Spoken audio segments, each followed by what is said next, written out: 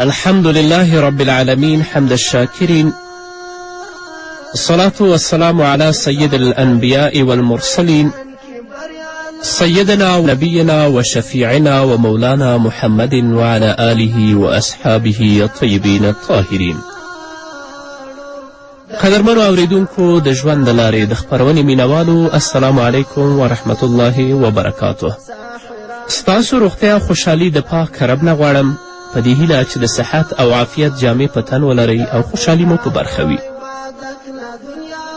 دا دی زه محمد یاسین فهیم د ژوند د لارې د خپرونې په وړاندې کولو کې ستاسو په خدمت کې یم، په دې هیله چې دا خپرونه ستاسو د پام وړ وګرځي. زموږ د نننۍ خپرونې موضوع توبې لمونځ او د الله رب العزت نه بخښنه غوښتل. رسول الله صلی الله علیه وسلم فرمایی: ما من رجل یذنب ذنبا ثم يقوم فيتطهر ثم يصلي ثم يستغفر الله الا غفر الله له. رسول الله صلی الله علیه وسلم فرمایی: نشته هیڅ یو مسلمان، یو شخص چې کومه ګناه وکړي او بیا راولاړ شي طهارت او اودس وکړي او وروسته د خپل اوداسه نه لمونځ وکړي او د الله رب العزت څخه د خپل د ګناه بخښنه وغواړي، مګر دا چې الله به هغه ته بخښنه کوي.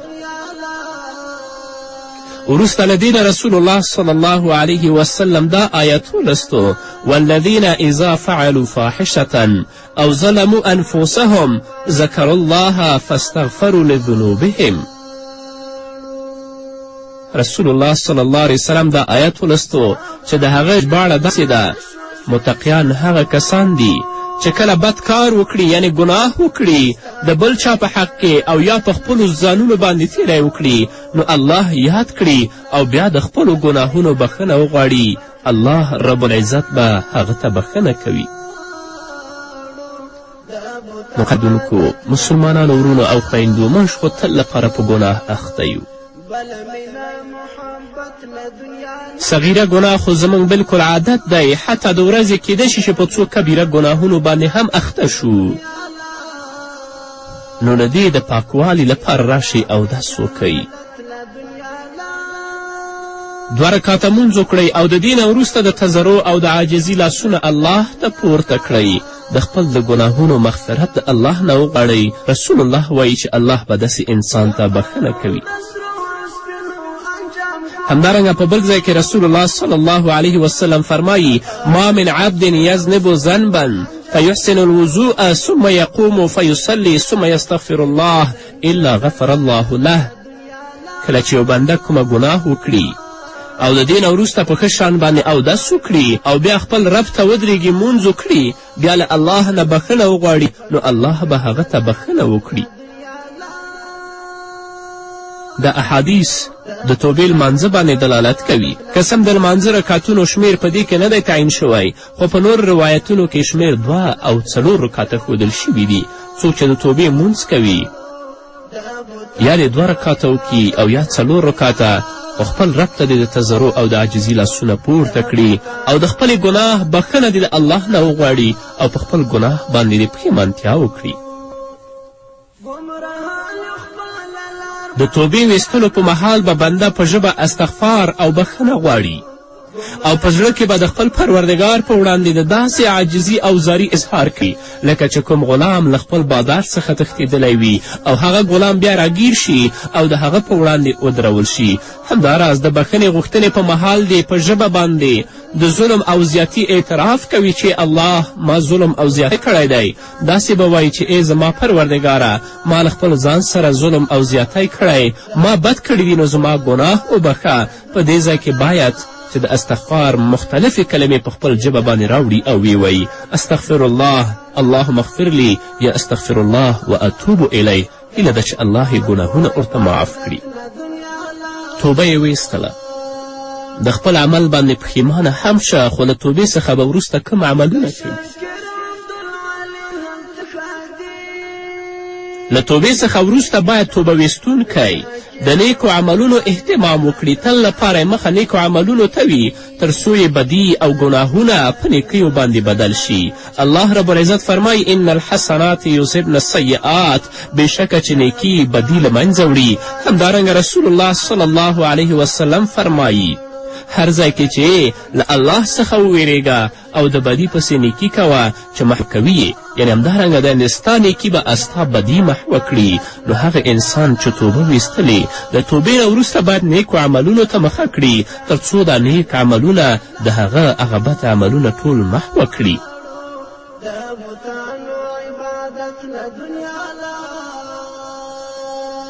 امام غزالی رحمه الله په خپل کتاب احیاء العلوم کې لیکي هره تیاره چې زړه ته ننوځي د هغه سبب ګناه وي. هره تیاره چې زړه ته ننوځي د هغه سبب ګناه وي. د تیاره مړه کول او ویستل د طاعت په رڼایي سره کیږي. که ته غواړې چې د خپل زړه نه تیاره وباسې او هغه تیاره چې ستا په زړه کې د هغه مړه کړې، نو الله ته متوجه شه، د الله اطاعت او تابعداري وکړه.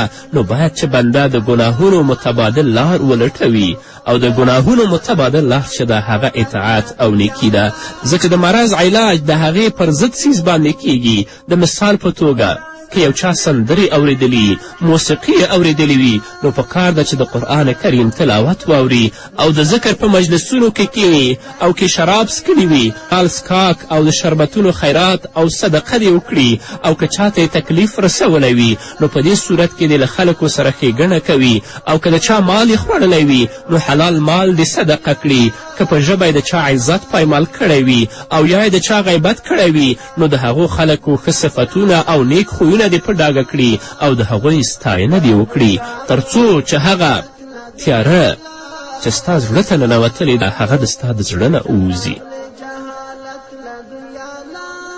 خو له بده مرغه نن ورځ موږ په ګناه باندې اخته یو. چیرته هم الله ته متوجه نشو، د خپل ګناه باندې پښیمانه نشو، 2 رکعته لمونځ ونه که، الله ته د تضرع او د عرضي لاسونه پورته نه کړل تر څو چې الله زموږ ګناهونه وبخي. نو وجه دا ده چې ورځ په ورځ زموږ زړونه تیاره کیږي، زموږ زړونه لا هم په هغه باندې مهر لګیږي، د الله ویره په زړه کې ختمه شي. نو چې ختمه شي کله به بیا لاسونه الله ته پورته شي چې د هغه نه د خپل ګناه بخښنه وغوښتلی شي. خو چې انسان یوه ګناه وکړي، ګناه پسې متصل د الله نه بخښنه وغواړي، نو تل لپاره به الله دا په عزت کې لري. او باید انسان تل لره د خپل رب نه بخښنه او مغفرت وغواړي، استغفار ووایي. الله رب العزت فرمایي وما کان الله لیعذبهم وانت فیهم وما کان الله معذبهم وهم یستغفرون. نه دی الله چې پر دوی باندې عذاب راولیږي تر څو چې ته پکې موجود یې، رسول الله ته وایي. او نه دی چې الله ربالعزت دوی عذاب کړي په داسې حال کې چې دوی د خپل رب نه بخښنه غواړي. ابن عباس رضی الله عنه فرمایي په دې امت کې 2 امنونه دي. یو د رسول الله صلی الله علیه وسلم وجود چې هغه لاړه، او بل استغفار ویل چې هغه تل لپاره پاتې دی. همدارنګه رب العزت فرمایي والذین اذا فعلوا فاحشة او ظلموا انفسهم ذکروا الله فاستغفروا لذنوبهم ومن یغفر الذنوب الا الله ولم یصروا على ما فعلوا وهم یعلمون.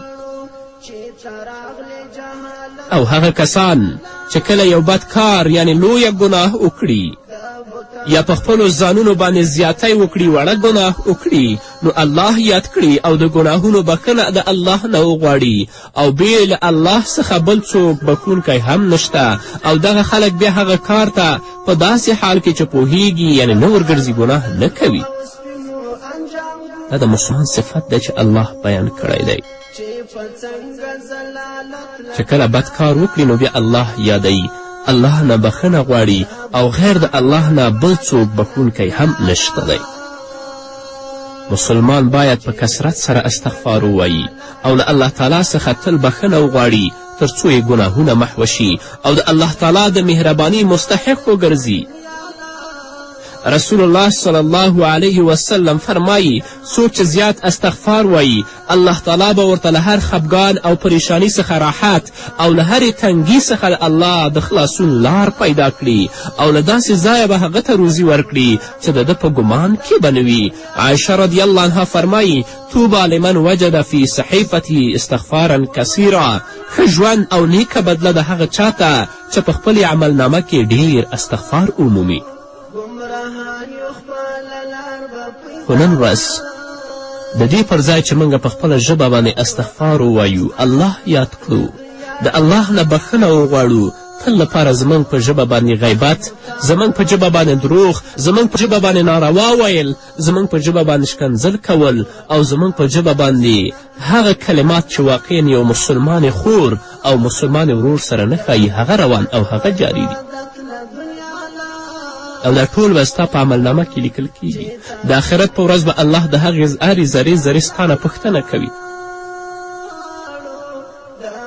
حسن بصري رحمه الله فرمایي تاسې په کورونو کې په دسترخوانونو باندې په لارو بازارونو او په مجالسو کې او هر چیرې چې یاست ډیر استغفار وایئ، ځکه تاسې نه پوهیږئ چې څه وخت د الله تعالی بخښنه او مغفرت را نازلیږي. نو په هر وخت کې د الله نه بخښنه غواړئ، ځکه تاسو ته وخت معلوم نه دی چې د الله مغفرت او بخښنه کله را نازلیږي.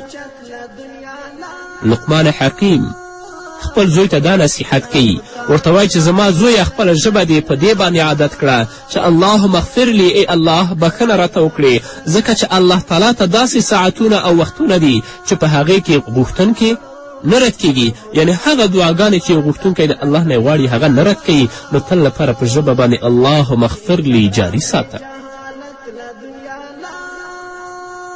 د محمد رسول الله صلی الله علیه وسلم په لارښوونو کې د استغفار ځینې خاص کلمې او د هغې فضایل هم راغلي دي. نو باید چې د هغه وظیفې کولو ته او د هغې ویلو ته موږ او تاسو پاملرنه وکړو، تر څو د ګناهو له چټلیو څخه الله موږ او تاسو پاک کړي او له خطرونو څخه الله موږ ته نجات راکړي. زه به ځینې هغه مهمې کلمې تاسو ته ذکر کړم.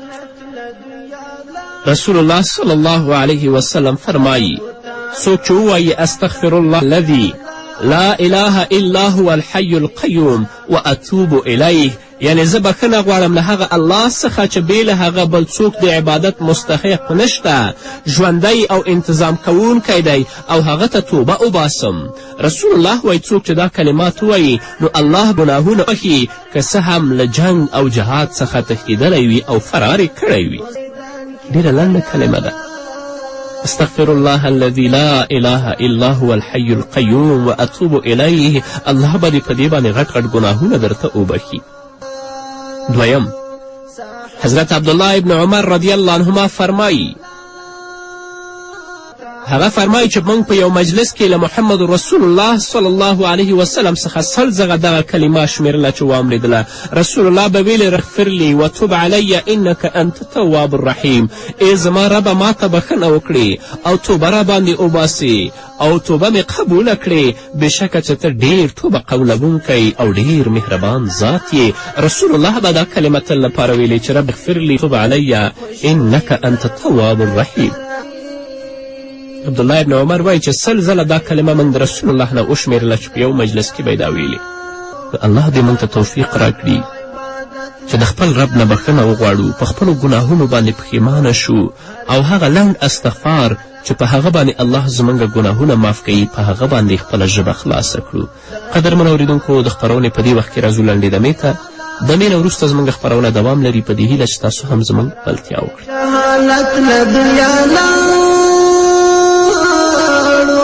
دا بوتانو عبادت نه دنیا لاړو، حالت نه دنیا لاړو، دا بوتانو عبادت نه دنیا لاړو، چې تراغلی جهالت نه دنیا لاړو، دا بوتانو عبادت نه دنیا لاړو.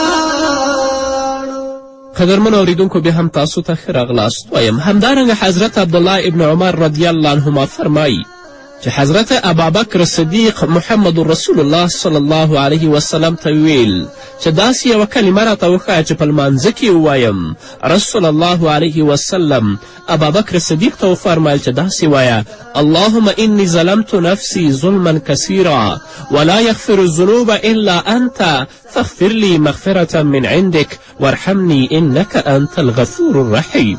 ای الله، ما له خپل ځان سره زیاتی او ظلم کړی او یوازې ته بخښونکی د ګناهونو یې، نو ما ته له خپل جانبه بخښنه وکړه او پر ما باندې مهرباني وکړه، بېشکه چې همدا ته ډېر بخښونکی او ډېر مهربان ذات یې.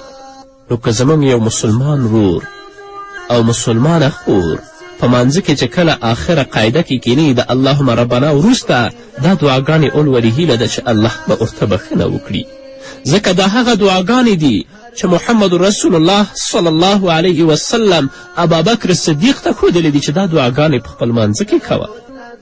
اللهم انی ظلمت نفسی ظلما کثیرا ولا یغفر الذنوب الا انت فاغفر لي مغفرة من عندك وارحمني انك انت الغفور الرحیم.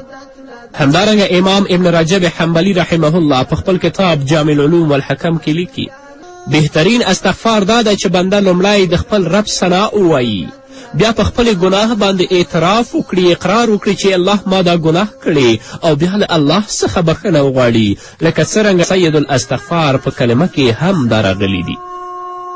رسول الله صلی الله علیه وسلم فرمایي چې د بخښنې سردار او د استغفار مهمه کلمه دا ده: اللهم انت ربي لا اله الا انت خلقتني وأنا عبدك وأنا على عهدك ووعدك ما استطعت أعوذ بك من شر ما صنعت أبوء لك بنعمتك علي وأبوء بذنبي فاغفر لي فإنه لا يغفر الذنوب إلا أنت. ای الله، ته زما رب یې، د عبادت مستحق نشته مرحمت ته، زه دې پیدا کړی یم او زه دې بنده یم او زه تر خپل وسې پورې ستا پر وعدې ولاړ یم. پناه غواړم له تا څخه له شر د هغه څه چې ما کړي دي، اقرار کوم ستا پر نعمت باندې چې پر ما دې کړي دي، او په خپلې ګناه باندې اعتراف او اقرار کوم، بېشکه چې نه بخي ګناهونه بې له تا نه بل څوک. د حدیث په آخر کې دا هم ذکر شوي دي چې دغه کلمات څوک په پوخ باور او یقین سره د ورځې له پله ووایي او بیا مړ شي مخکې له دې چې بېګاه شي، نو دا به الله له جنتیانو څخه شمار کړي، دا به جنت ته لیږي. او که څوک یې د شپې له پله ووایي مخکې له دې چې سهار شي، په داسې حال کې چې یقین او باور ورباندې لري او مړ شي، نو دی به له جنتیانو څخه وي، الله به جنت ته داخل کړي. زموږ د بخښنې اسباب الله رب العزت ټول موږ ته رالیږلي او موږ یې ترې خبر کړي یو، خو له بده مرغه چې زموږ ټول ژوند په غفلت کې تیریږي. که ماسخوتن ویده کیږو نو دونه خوراک وکړو چې بیا د مانځه او د طاعت وس زموږ کې نه وي، او سهار هم د غفلت په خوب باندې پراته یو، د سهار مانځه ته نه وچتېږو چې اودس وکړو او الله ته ودرېږو، د خپل راز او نیاز الله سره شریک کړو، الله نه بخښنه غواړو، هغه ټول په خوب کې تیروو چې بیا د الله د لعنت او د غضب مستحق ګرځو. نو دا کلمه چې سړی په پوخ باور او یقین سره ووایي، د ورځې چې ووایي چې مخکې د دې په بېګاه راشي مړ شي، الله به جنت ته بیایي، او که شپې ووایي مخکې د دې چې پې سهار شي، الله به جنت ته بیایي. اللهم انت ربي لا اله الا انت خلقتني وانا عبدك وانا على عهدك ووعدك ما استطعت اعوذ بك من شر ما صنعت ابوء لك بنعمتك علي وابوء بذنبي فاغفر لي فانه لا يغفر الذنوب الا انت. او د استغفار او د بخښنې په باب کې دا هم ډیره مهمه ده چې یو مسلمان له هر نیک عمل څخه وروسته باید استغفار ووایي او د خپل پروردګار نه بخښنه وغواړي. فرض مانځه نه وروسته باید استغفار ووایي چې کله تاسې فرض مونځ خلاصوئ 3 ځلې استغفر الله استغفر الله استغفر الله ووایي. همدارنګه هغه چاته چې الله د تهجد د لمانځه توفیق ورکړی دی، د هغه نه وروسته باید استغفار ووایي، استغفر الله استغفر الله استغفر الله ووایي. او هغه څوک چې الله رب العزت د حج په سفر باندې مشرف کړي، چې کله د عرفات نه راکوزیږي، هلته دې هم د الله رب العزت نه بخښنه وغواړي او استغفار دې ووایي. ځکه رسول الله صلی الله علیه وسلم به چې کله د مانځه نه سلام وګرځوه نو 3 ځلې به ویل چې استغفر الله استغفر الله استغفر الله. او همدارنګه د الله قول ده چې وبالاسحار هم یستغفرون. دې په تفسیر کې حسن بصري نه نقل شوي دي چې هغه به ویل مد الصلاة الى السحر ثم جلسوا یستغفرون ربهم. د خلکو به تر سهار وختي یعنې تر پیشنهوي پورې منځونه وکړل، بیا به کېناستل له خپل پروردګار څخه به بخښنه غوښتله، نو ځکه الله د هغو په صفت کې وایي چې وبالاسحار هم یستغفرون. او هغه څوک چې د عرفات نه راکوزیږي هغه دې هم استغفار وایي، لکه چې الله وایي ثم افیضوا من حیث افاض الناس واستغفروا الله ان الله غفور رحیم. بیا تاسې ای قریشو له هغې لارې راښکته شئ لکه څرنګه چې نور عرب راښکته کیږي او له الله تعالی څخه بخښنه وغواړئ، بېشکه چې الله ډیر بخښونکی او زیات مهربانه ذات دی. الله رب العزت دې موږ ته توفیق راکړي د نیکو عملونو، او کوم ګناهونه هم چې کړي الله دې توفیق راکړي چې د هغې بخښنه د الله نه وغواړو چې الله په موږ باندې رحم وکړي. همدارنګه د رسول الله صلی الله علیه وسلم دا هم نقل دی چې کله تاسو اودس کوئ د اوداسه نه وروسته دا ووایئ چې اللهم اجعلني توابین واجعلني من المتطهرین. ای الله ما له توبه ویستونکو څخه او همدارنګه ما له پاکانو خلکو څخه وګرځئ.